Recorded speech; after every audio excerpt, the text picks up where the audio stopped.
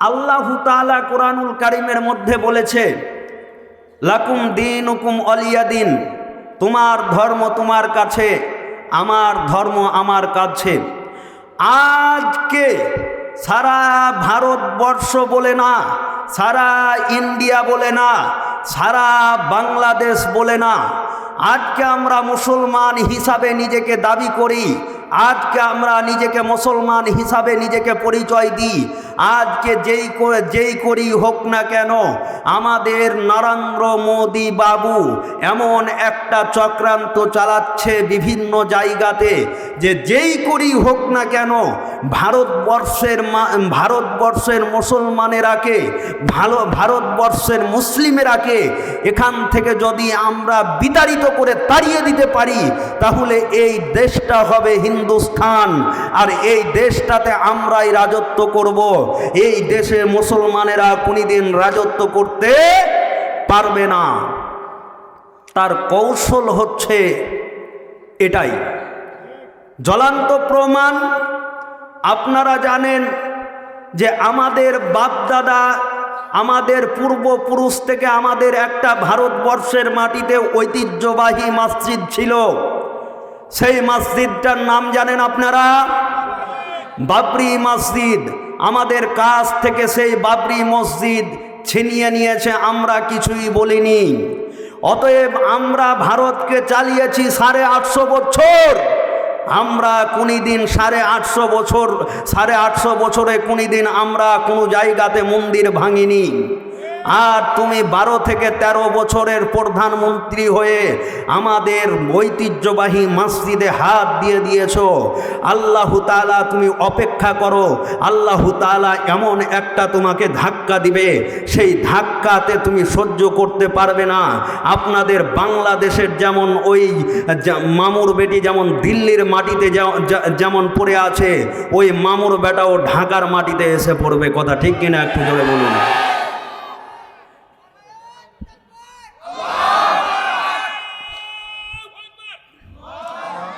তাহলে আমরা কে, যে যেটাই করুক না কেন, আমাদের নবী হচ্ছে একটা, আমাদের কোরআন হচ্ছে একটা, আমাদের আল্লাহ হচ্ছে একটা, আমাদের নবী হচ্ছে একটা।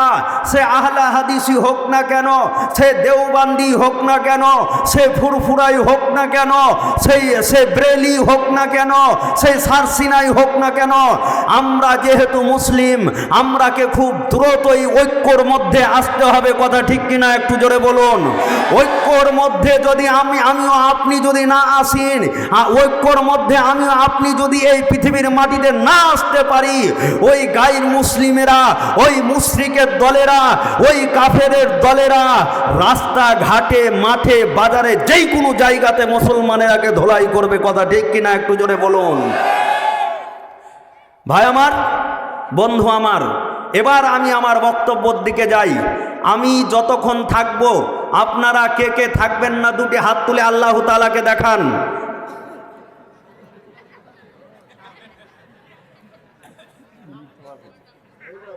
থাকবেন না আপনারা? এবার কে কে থাকবেন দুটি হাত তুলে আল্লাহু তাআলাকে দেখান। লিল্লাহি তাকবীর, মাশাআল্লাহ, হাত নামান। আল্লাহু তাআলা আসমান থেকে নিয়ে জমিন এবং জমিন থেকে নিয়ে আসমান, আল্লাহু তাআলা 18,000 বলে না, আল্লাহু তাআলা অগণন এই পৃথিবীর মাটিতে জীব সৃষ্টি করেছে। এই পৃথিবীর মাটিতে অসংখ্য মাখলুকাত এই পৃথিবীর মাটিতে পাঠিয়েছে। সব থেকে অতি উত্তম করে পাঠিয়েছে কাকে? আর একটু জোরে বলুন, কাকে? মানুষকে। অতএব আমি আপনার দিকে এবার আমি যাওয়ার চেষ্টা করছি। আল্লাহর নবী মরে যাওয়ার পরে, সাহাবীরা মরে যাওয়ার পরে 4 জন ইমাম ছিল। কজন? 4 জন ইমাম ছিল। 4 জন ইমামের মধ্যে যারা দাওরা হাদিস কমপ্লিট করেছে, তিনার একটা বই আছে, সেই ইমামের নাম হচ্ছে ইমাম মালিক। সেই বইটার নাম হচ্ছে মুয়াত্তা ইমাম মালিক। তো ইমাম মালিকের যুগে তিনি একজন বিশ্ববিখ্যাত আলেম ছিল, তিনি একজন বিরাট বড় আলেম ছিল, তিনি একজন বিরাট বড় মুহাদ্দিস ছিল। তার যুগে একটা ছেলে আর একটা মেয়ে শুয়ে আছে। ছেলেটা মেয়েটাকে হঠাৎ করে ডেকে বলছে, ও আমার অর্ধাঙ্গিনী, তোমাকে আমি একটা প্রশ্ন করব, সেই প্রশ্নের উত্তর যদি তুমি আমাকে দিয়ে দিতে পারো তাহলে কিন্তু আমি তোমাকে স্ত্রী বলে মেনে নিব, আর যদি সেই প্রশ্নের উত্তর যদি না দিতে পারো তাহলে কিন্তু আমি তোমাকে আমি স্ত্রী বলে মানতে পারবো না। ভাই, যেই কাউরির মেয়ে হোক না কেন, কোনো জামাই যদি কোনো কাউরির মেয়েকে এই কথা বলে, তার মনটা ভালো থাকবে? কথা বলেন, ভালো থাকবে? ভালো থাকবে না। তেমনটাই ভাবে গভীর রাত্রে স্বামী আর স্ত্রী শুয়ে আছে, শুয়ে থাকা অবস্থাতে হঠাৎ করে ডেকে বলছে, ও আমার অর্ধাঙ্গিনী, ও আমার ভালোবাসা বিবি, ও আমার সঙ্গের জননী, তোমাকে আমি একটা প্রশ্ন করব, সেই প্রশ্নের উত্তর যদি তুমি আমাকে দিয়ে দিতে পারো তাহলে কিন্তু আমি তোমাকে স্ত্রী বলে মেনে নিব, আর যদি না পারো তাহলে কিন্তু আমি তোমাকে স্ত্রী বলে মানব না। এবার মেয়েটা তখন, মেয়েদের গলার কণ্ঠস্বর, মেয়েদের মন মানসিকতা নরম মিজাজের হয়। কথা বলেন, নরম মিজাজের হয়। তো মেয়েটা স্বামীকে ডেকে বলছেন, ওগো আমার স্বামী, আপনি কি আমাকে প্রশ্ন করবেন করেন, আপনি কি আমাকে সওয়াল করবেন করেন, আমি তার জবাব দেব, আমি তার উত্তর দেব। স্বামী এবার হঠাৎ করে বলছেন, ওরে আমার অর্ধাঙ্গিনী, ওরে আমার ভালোবাসা বিবি, তুমি শুনে লাও, শুনে লাও, শুনে লাও। ওই যে দেখতে পাচ্ছ ওই আকাশের চন্দ্র, ওই আকাশের চন্দ্র তোমার থেকে বেশি সুন্দর যদি না হয় তাহলে কিন্তু তুমি তালাক, তুমি তালাক, তুমি তালাক। এবার কিন্তু মেয়েটা অবাক হয়ে পড়ল, আমি যদি আকাশের চন্দ্র থেকে যদি না সুন্দর হই তাহলে আমাকে আমার বাপের বাড়ি চলে যেতে হবে, আমাকে আমার স্বামীকে ত্যাগ করে সারা জীবনের মতো নিজের বাপের বাড়ি চলে যেতে হবে। এই কথাটা নিয়ে ওই শতাব্দীর সব থেকে বড় ইমাম, সব থেকে বড় মুহাদ্দিস, সব থেকে বড় আলেম, তার নাম হচ্ছে ইমাম মালিক। ইমাম মালিকের কাছে যাওয়ার পরে বলছেন, ওস্তাদজি, আমি আপনার কাছে এসেছি একটা প্রশ্নের উত্তর নিতে। বলছে, কি প্রশ্নের উত্তর? বলো বলো বলো। বলছে, আমি আর আমার স্বামী শুয়েছিলাম, আমার স্বামী আমাকে হঠাৎ করে বলছে, তুমি যদি আকাশের চন্দ্র থেকে যদি না সুন্দর হও তাহলে কিন্তু তুমি তালাক। এর জবাবটা আপনাকে দিতে হবে। এবার ইমাম মালিক তখন এইভাবে দলিল দিতে লেগেছে, আসমানের বৈজ্ঞানিক বলেছে মানুষের থেকে আকাশের চন্দ্র বেশি সুন্দর, এমনি করে বলছে পানির বৈজ্ঞানিক বলেছে মানুষের থেকে আকাশের চন্দ্র বেশি সুন্দর, এমনি করে মাটির বৈজ্ঞানিক বলেছে মানুষের থেকে আকাশের চন্দ্র বেশি সুন্দর। অতএব আমিও মুফতি সাহেব, আমিও ইমাম মালিক, আমিও উত্তর দিয়ে দিলাম মানুষের থেকে আকাশের চন্দ্র বেশি সুন্দর। মেয়েটা কিন্তু এবার উত্তর নিয়ে স্বামীর বাড়ি আর যেতে পারবে না, নিজের বাপের বাড়ির দিকে রওনা দিয়েছে। আর কাঁদতে কাঁদতে কাঁদতে কাঁদতে কাঁদতে যাচ্ছে আর আল্লাহর কাছে দোয়া করছে, আল্লাহ আমি কি এমন ভুল করেছিলাম যে আমার স্বামী আমাকে তালাক দিয়ে দিল? আমি কি এমন পাপ করেছিলাম যে আমার স্বামী আমাকে তালাক দিয়ে দিল?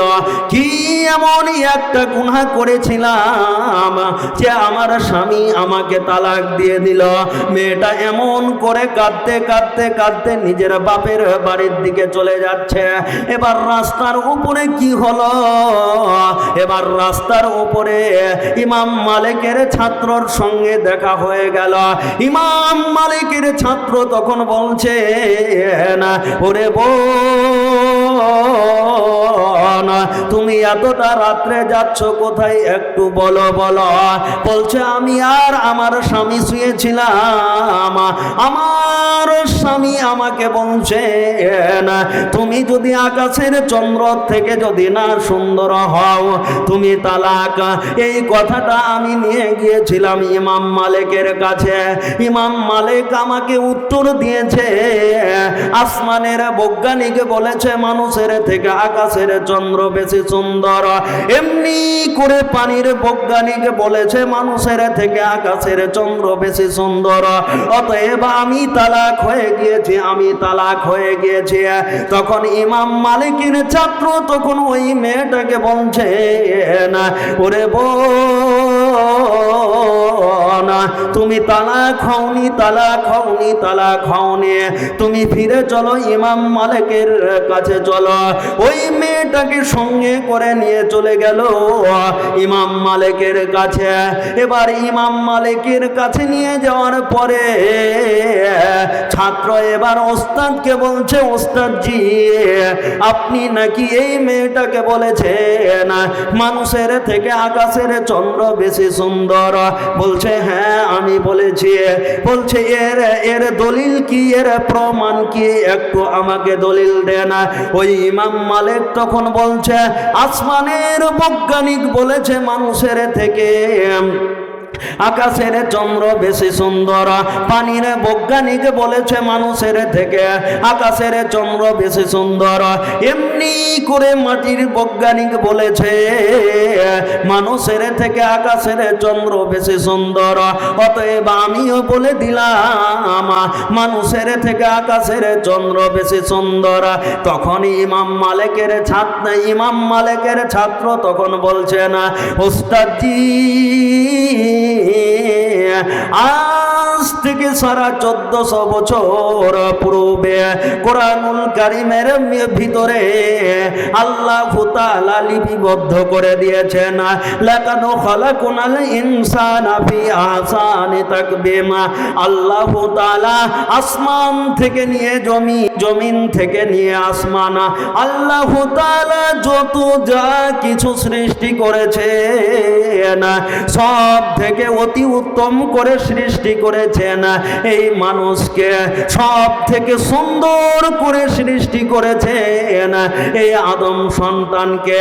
অতএব এই মেয়েটা তালাক হয়নি, তালাক হয়নি, তালাক হয়নি। ওস্তাদজি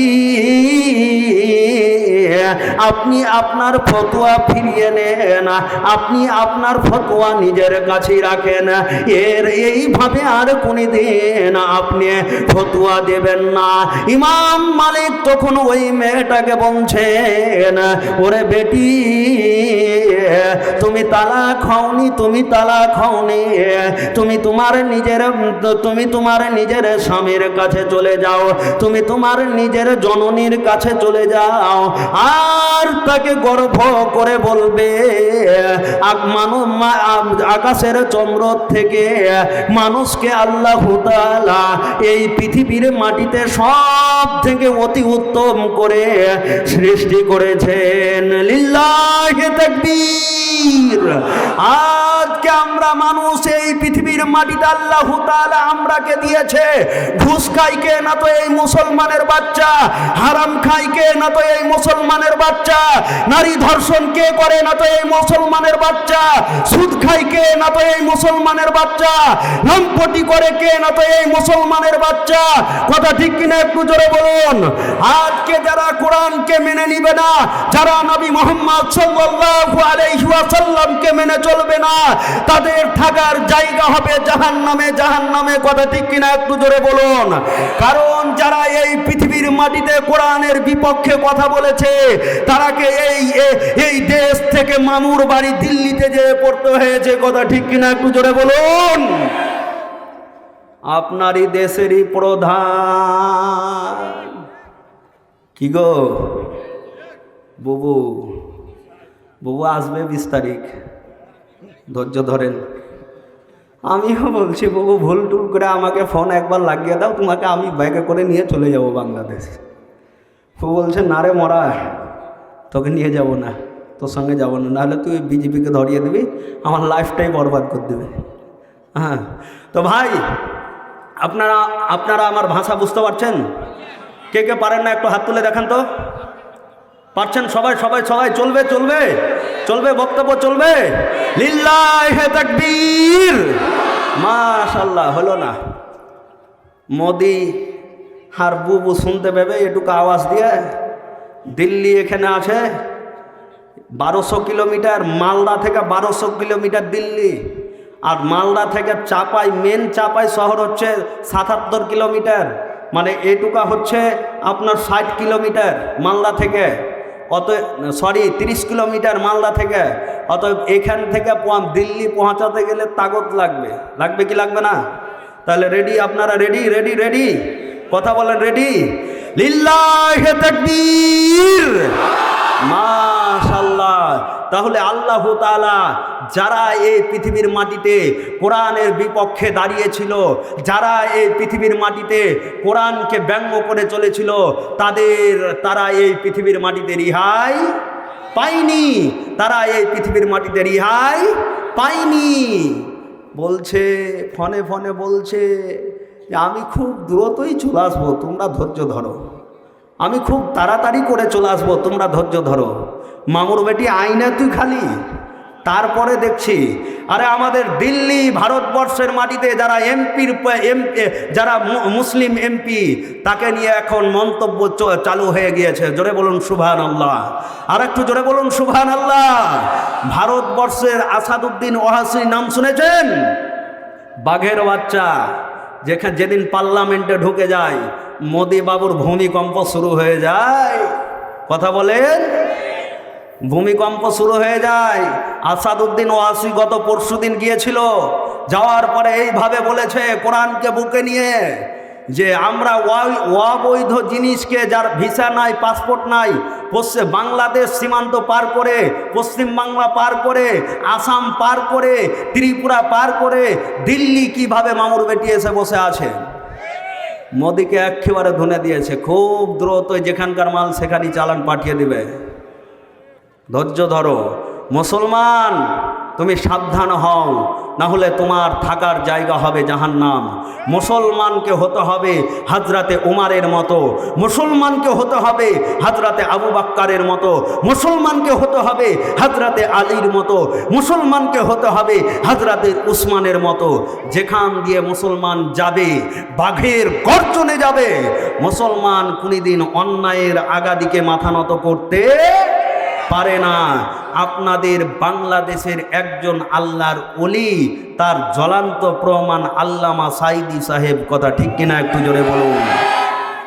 সাঈদী সাহেব সারা জীবনটা জেলে কাটিয়ে দিল।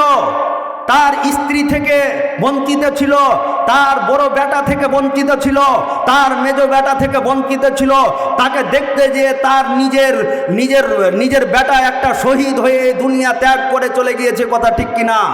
তারপরেও সাঈদী সাহেবকে বারবার একটা কথা বলেছিল, তুমি একবার শুধু বলো যে আমি আর জীবনে স্টেজে পা দিব না, তাহলে কিন্তু তোমাকে সসম্মানে আমরা বাড়িতে যেয়ে পৌঁছে দেব। আপনারা আমার থেকে তো বেশি জানেন, আমি তো শোনা গল্প করছি এবং কি বই পড়া গল্প করছি।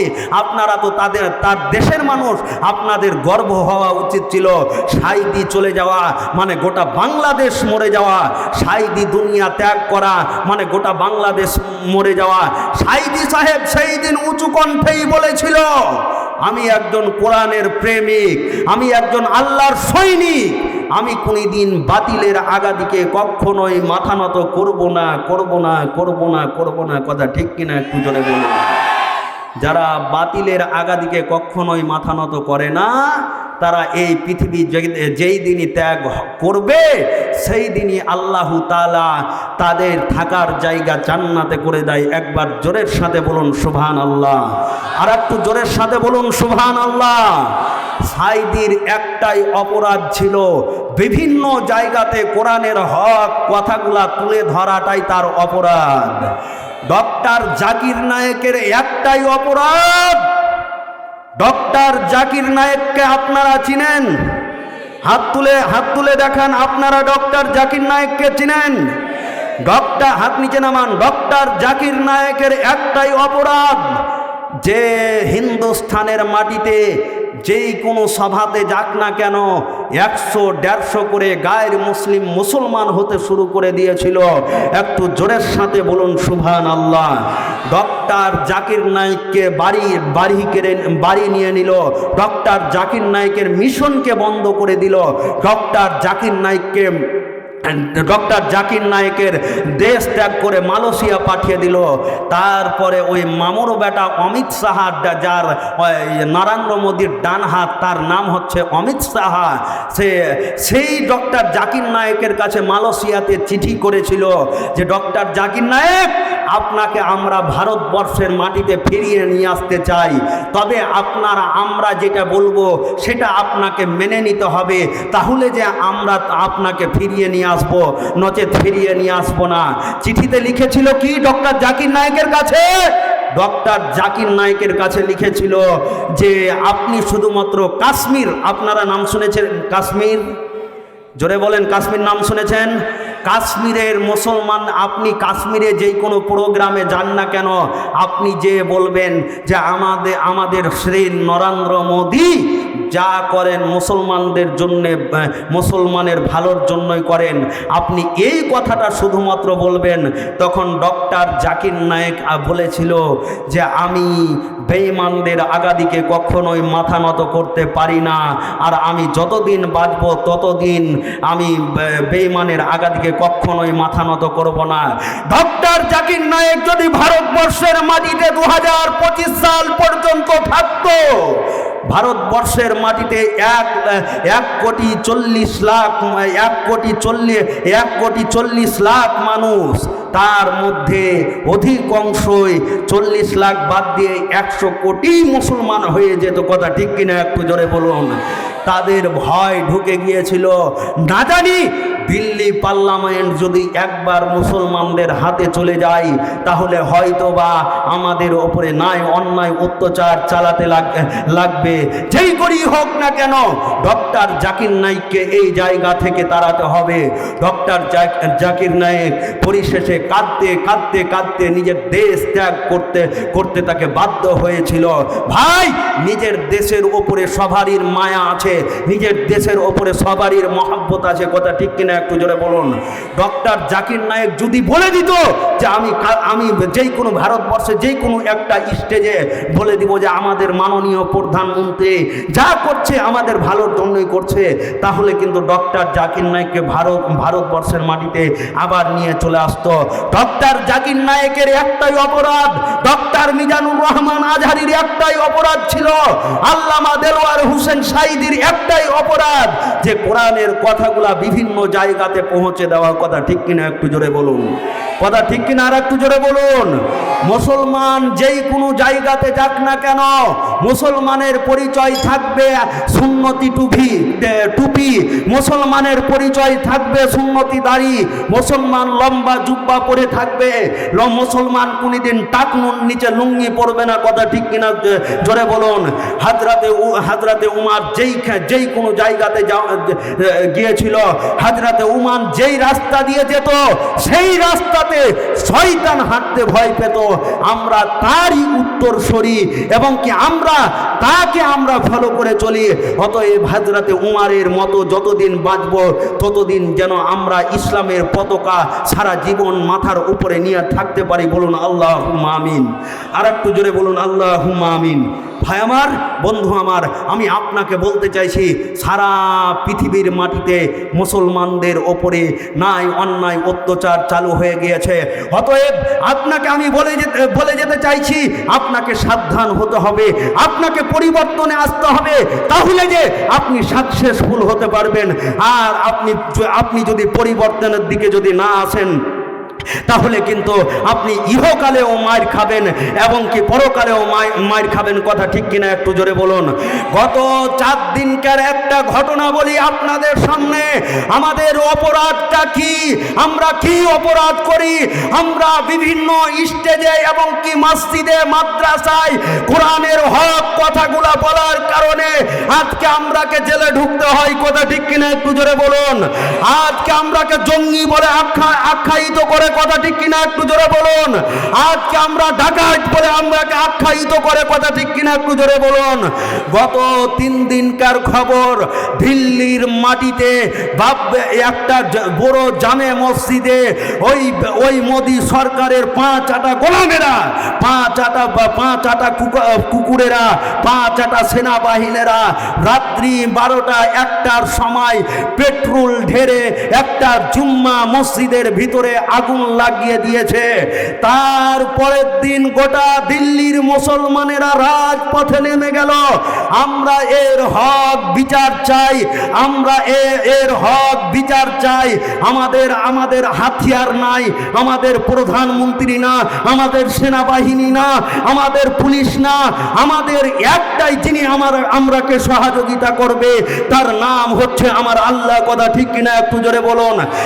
একদিকে মুসলমানেরা আল্লাহ আল্লাহু আকবারের ধ্বনি দিচ্ছে, আর একদিকে হিন্দুরা জয় শ্রীরামের ধ্বনি দিচ্ছে। হিন্দুরা ওই হিন্দুত্ববাদীরা বলছে মুসলমানেরা যদি এই মসজিদে যদি নামাজ পড়তে ঢুকে, তাহলে কিন্তু আমরা বম মেরে ওই মুসলমানদের ঘর বাড়িকে আমরা ছারখার করে জ্বলিয়ে দিব, পুড়িয়ে দিব। মুসলমানদের ইমানি শক্তি দেখেন, মুসলমানদের পাওয়ার কতটুকুন দেখলেন। ওই দিল্লি রাজপথে নেমে মসজিদের সামনে ওই হিন্দুরা বলছিল জয় শ্রীরাম, আর এই দিকে বলছিল আল্লাহু আকবার। মুসলমানদের আল্লাহু তাআলার তরফ থেকে এমন একটা ইমানি জজবা দিয়ে দিল, ওই জায়গাতে আজান দিয়ে তাকবীর দিয়ে জোহরের 4 ওয়াক্তের নামাজ পড়িয়ে দিয়েছে। একবার জোরের সাথে বলুন সুবহানাল্লাহ, আর একটু জোরের সাথে বলুন সুবহানাল্লাহ। অতএব কোথায় ছিল 313 জন আর কোথায় ছিল 1000? 313 জনকে 313 জন ওই 1000কে ধুলার সঙ্গে ধূলিসাৎ করে দিয়েছিল, আর 313 জনের বিজয় বীর হয়েছিল। কথা ঠিক কিনা একটু জোরে বলুন। অতএব আমরা এই পৃথিবীর মাটিতে যতদিন বাঁচব, আমরা আল্লাহ ছাড়া অন্য কোনো কাউরির আগাদিকে মাথা নত করব না। কথা ঠিক কিনা একটু জোরে বলুন। আমরা কোনদিন পীরের আগাদিকে যে মাথা নত করব না, আমরা কোনদিন মন্দিরের আগাদিকে যে মাথা নত করব না। আমাদের সহযোগিতা করার জন্যে আমার আল্লাহ যথেষ্ট। কথা ঠিক কিনা একটু জোরে বলুন। ইমানি জাজবা দেখবেন, ইমানি জাজবা দেখবেন, ইমানের স্পিরিট কি ছিল, জাহান্নামের ভয় কত ছিল।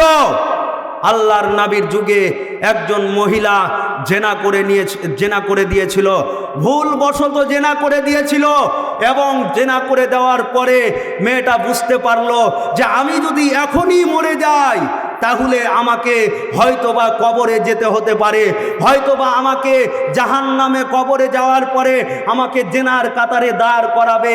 আমি কিভাবে কাল কিয়ামতের কোর্টে সবারই আগাদিকে আমাকে জেনার কাতারে দাঁড় করাবে? এই মন্তব্য নিয়ে ওই মেয়েটা নিজের ভুল বুঝতে পেরে মেয়েটা ছুটে গেল কার দরবারে? আল্লাহর নবীর দরবারে। আল্লাহর নবীকে যে বলছেন, ভাই চলবে চলবে চলবে, কথা বলেন, চলবে চলবে। আল্লাহর নবীকে যে বলছেন, ওগো আল্লাহর নবী, দয়ার নবী, বিশ্বের নবী, একটু জোরের সাথে বলুন সাল্লাল্লাহু আলাইহি ওয়াসাল্লাম। আর একটু জোরের সাথে বলুন সাল্লাল্লাহু আলাইহি ওয়াসাল্লাম। আল্লাহর নবী মসজিদে নববীতে বসে আছেন। বসে থাকা অবস্থায় মেয়েটা চলে গেল আল্লাহর নবীর নিকটে। আল্লাহর নবীকে যে বলছেন, ওগো আল্লাহর নবী, আমার স্বামী বাড়িতে ছিল না, আমি অবৈধ কামে লিপ্ত হয়ে গিয়েছিলাম, তার জন্মে একটা জারজ সন্তান আমার পেটে এসেছে। আল্লাহর নবীকে একবার নয়, দুইবার নয়, তিনবার করে যেন ওই মেয়েটা বলছেন, ওগো আল্লাহর নবী, আপনি আমার বিচারটা ফায়সালা করে দেন, আপনি আমার বিচারটা ফায়সালা করে দেন। আল্লাহর নবী ওই মেয়েটার কথা শুনে যেন একবার ডান দিকে নিজের মাথা মণ্ডলটা ঘোরাচ্ছে এবং কি একবার বাম দিকে ঘোরাচ্ছে। আল্লাহর নবীকে একবার নয়, দুইবার নয়, তিনবার করে যেন ওই মেয়েটা বলছে, আল্লাহর নবী গো, আমি অনেক বড় পাপ করেছি, আমি অনেক বড় গুনাহ করেছি, আপনি আমার বিচারটা ফায়সালা করে দেন। আল্লাহর নবী, দয়ার নবী, বিশ্বের নবী, একবার জোরের সাথে বলুন সাল্লাল্লাহু আলাইহি ওয়াসাল্লাম। আল্লাহর নবী তখন বলছেন, ওরে মহিলা,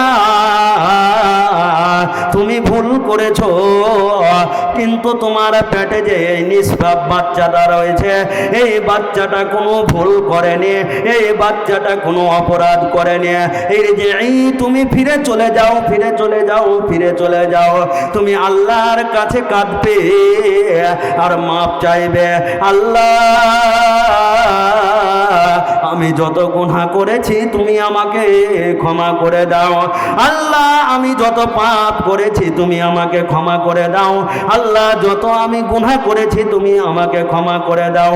আল্লাহর কাছে যদি এইভাবে মাপ চাও, আল্লাহ তাআলা তোমাকে ক্ষমা করে দিবে।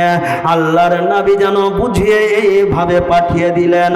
পাঠিয়ে দেওয়ার পরে মেয়েটা সহ্য করতে না পেরে আবারও আল্লাহর নবীর নিকটে চলে গেল। আল্লাহর নবীর নিকটে যাওয়ার পরে বলছেন, ওগো আল্লাহর নবী, এবার আপনি আমার বিচারটা ফায়সালা করে দেন, এবার আপনি আমার বিচারটা ফায়সালা করে দেন।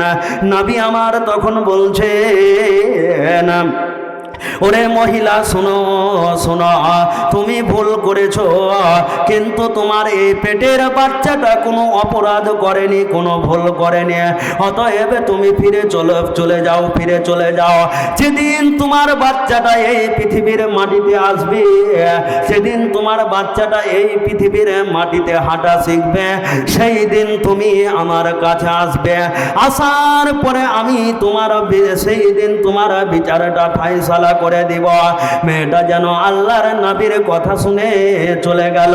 এবার চলে যাওয়ার পরে যেই দিন বাচ্চাটা এই পৃথিবীর মাটিতে এসেছিল এবং কি হাঁটা শিখেছিল, সেই দিনই যেন আল্লাহর নবীর কাছে এসে হাজির হয়ে গেল। এবার আল্লাহর নবী তিনজন সাহাবীকে অর্ডার করলেন, ওরে আমার সঙ্গের সাথীরা তোমরা শুনে নাও, ওরে আমার সঙ্গের সাহাবীরা তোমরা শুনে নাও, এই মেয়েটাকে একটা বিরাট মাঠে নিয়ে চলে যাও। আর বিরাট মাঠে নিয়ে চলে যাওয়ার পরে এই মেয়েটাকে বুক থেকে পুঁতে দিবে। আর পুঁতে দেওয়ার পরে তাকে পাথর মেরে মেরে মেরে মেরে মেরে মেরে মেরে মেরে মেরে মেরে তাকে দুনিয়া থেকে বিদায় করে দিবে, তাকে দুনিয়া থেকে খতম করে দিবে। ওরে আমার মায়েরা, আমার বোনেরা আমার শুনে নাও, ওরে আমার ভাইরা, আমার বন্ধুরা আমার শুনে নাও। আল্লাহর নবী যখন এইভাবে অর্ডার করলেন, ওই মেয়েটাকে বুক থেকে পুঁতে দিল। আর তিনজন সাহাবী যে এইভাবে পাথর মেরে মেরে মেরে মেরে ওই মেয়েটাকে রজম করে দিল। তার মধ্যে একজন সাহাবী ছিল, তার নাম হচ্ছে হযরতে খালিদ বিন ওয়ালিদ। খালিদ বিন ওয়ালিদ যখন ওই মেয়েটাকে মারতে ছিল, তখন যেন রাগের সাথে মারতে ছিল।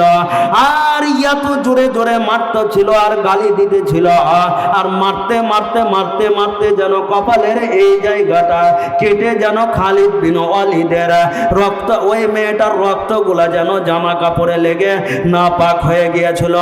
আরো যেন রাগের সাথে মারতেছিল মারতেছিল মারতেছিল।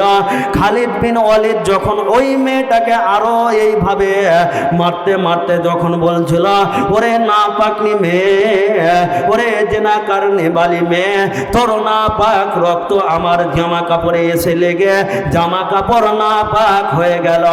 এইভাবে যখন গালি দিতে থাকে, আল্লাহর নবী ঘর থেকে বেরিয়ে দেখছে খালিদ বিন ওয়ালিদ ওই মেয়েটাকে গালি দিচ্ছে, ওই মেয়েটাকে অকথ্য ভাষায় গালি দিচ্ছে।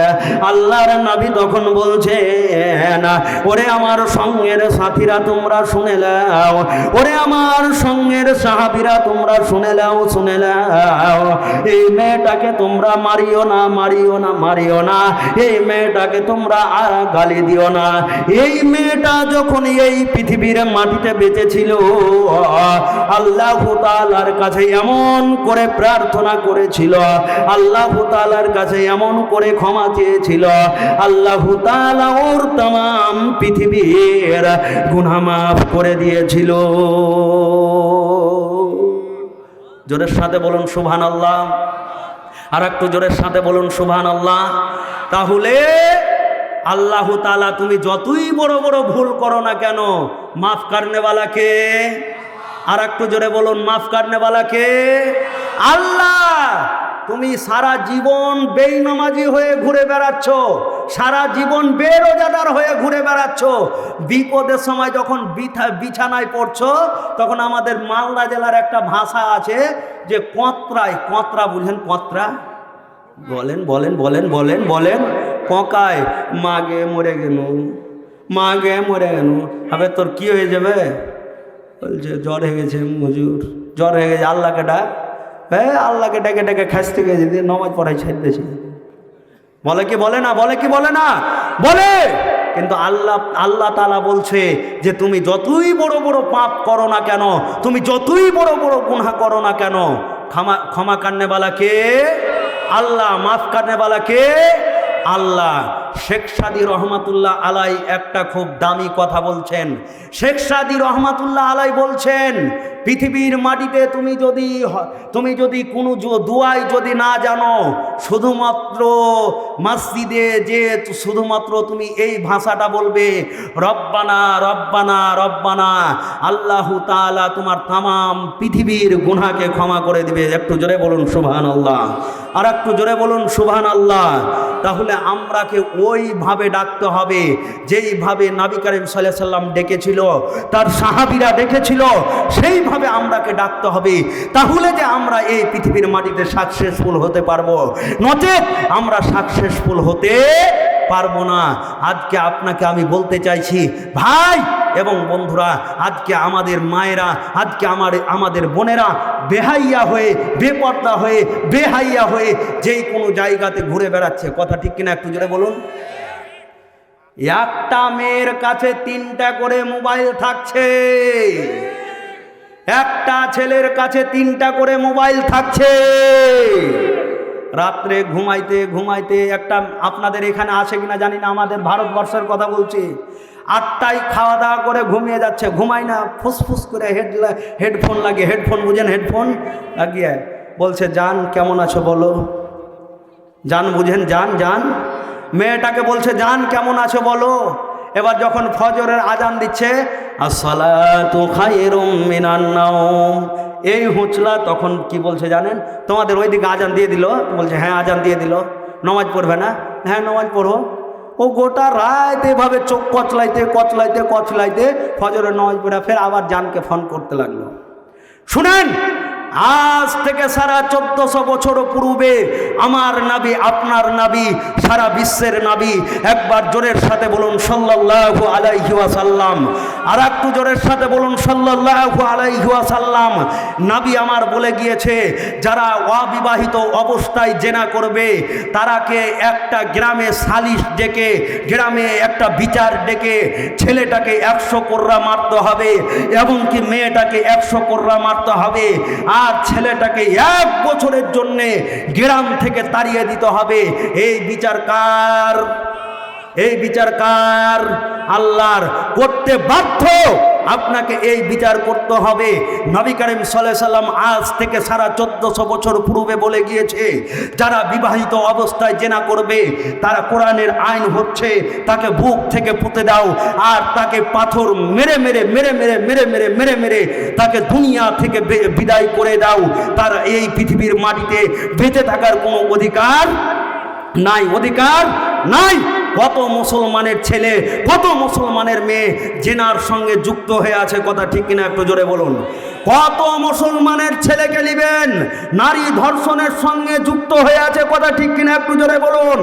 কত মুসলমানের মেয়েকে নিবেন ছেলেদের সঙ্গে কথা না বললে থাকতে পারে না, কথা ঠিক কিনা একটু জোরে বলুন।